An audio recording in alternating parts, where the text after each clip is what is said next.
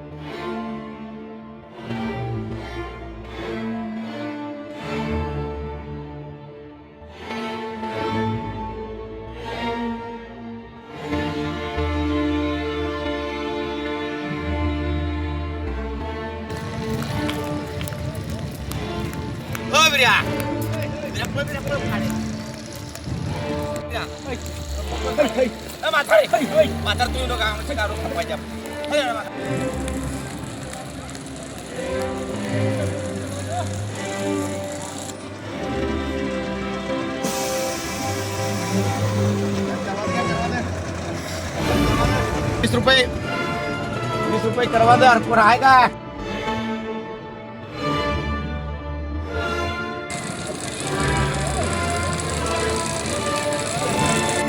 करवंद घ्या करवंद करवंद करवंद ₹20 करवंद ₹20 करवंद घ्या मावशी साहेब करवंद घ्या साहेब करवंद घ्या करवंद साहेब ₹20 करा ₹20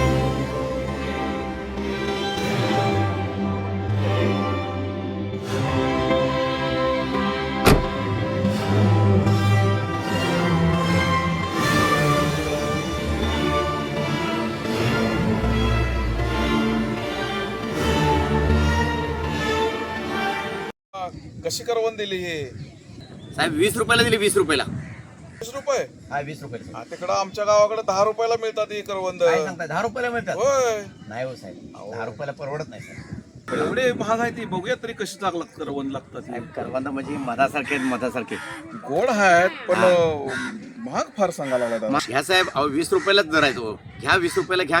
हो दादा ₹10 द्या की. नाही साहेब ₹10 नाही ₹20 घ्या साहेब. अहो डोंगरात पिकतंय तर एवढे सांगायला लागला ₹20. जर शेतात पिकवलं असतं तर ₹200 लावलं असतं का नाही.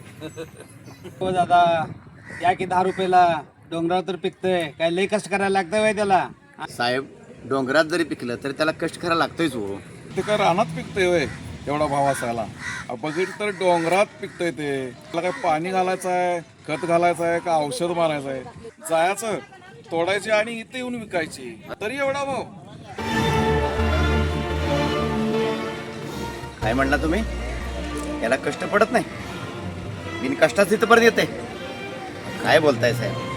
थोड्या मोठ्या 4 चाकी गाडीत ना लाखो रुपयाची आणि ₹20 करवंद घेताना आमच्या गरिबांची चेष्टा करता होय साहेब? नाही हो नाही साहेब. ही करवंद जाळीत नाही इथपर्यंत येतोपर्यंत आमच्या जीवाची घालमेल होते. जीव जातो का राहतो हेच कळत नाही. सकाळी लवकर उठावं लागतं.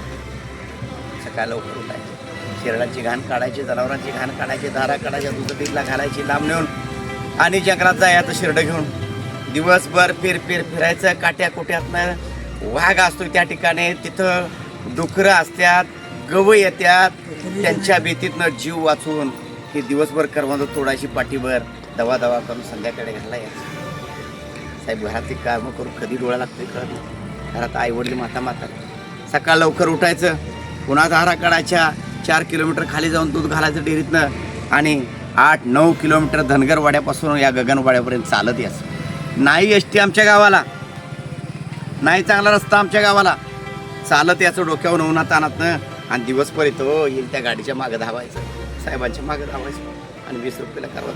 कुठं 100-200 येतील, त्याचं तेल मागण, तेल चटणी घ्यायची, पोराशनी कापडं घ्यायची, शाळा कसं होईल, पोराशनी पुस्तकं घ्यायची, वह्या घ्यायची, असं आमचं कुठून चाललं. आणि तुम्ही म्हणता कुठं पाणी गाठलं तुम्ही, का कुठं औषध मारलं, का कुठं राखण केली. नाही हो साहेब, गरिबांची चेष्टा करू नका साहेब. घ्यायचं असली घ्या, नाही घेतली तरी मला काय राग येणार नाही तुमचा, पण आमची गरिबाची अशी चेष्टा करू नका साहेब.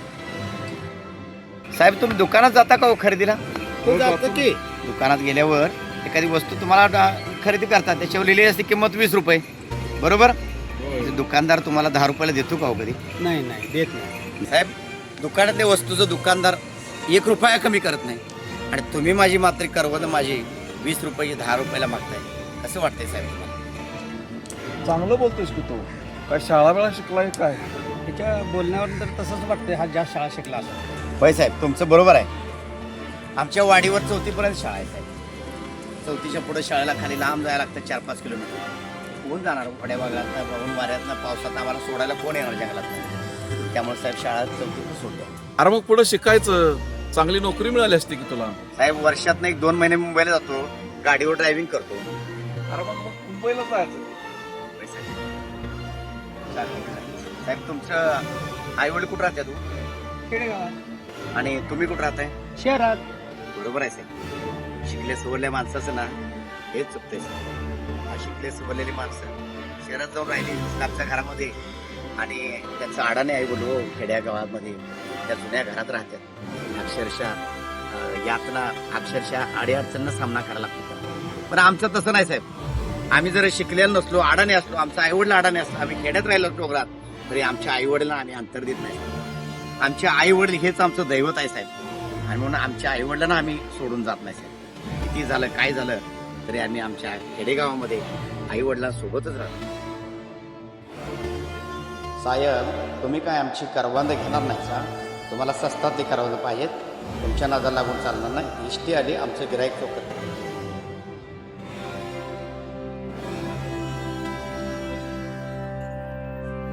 Thank you.